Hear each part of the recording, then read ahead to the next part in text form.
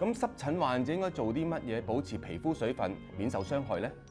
嗱，其實咧濕疹病患者點樣保持水分咧，就係搽潤膚膏，再搽潤膚膏，再搽潤膚膏。咁好多人咧就諗住咧搽潤膚膏咧一次厚厚地一劈搽落去咧，保濕力就最好嘅，咁就唔啱嘅。其實做到好多醫學研究咧，點樣保濕力最好咧，就係沖完涼或者清潔完之後咧，5分鐘內咧即刻搽潤膚膏咧，個保濕力係最好嘅。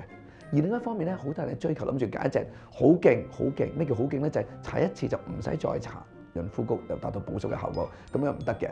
一定所有嘢都係將勤補拙。如果要達到最好嘅效果，次數係好緊要嘅。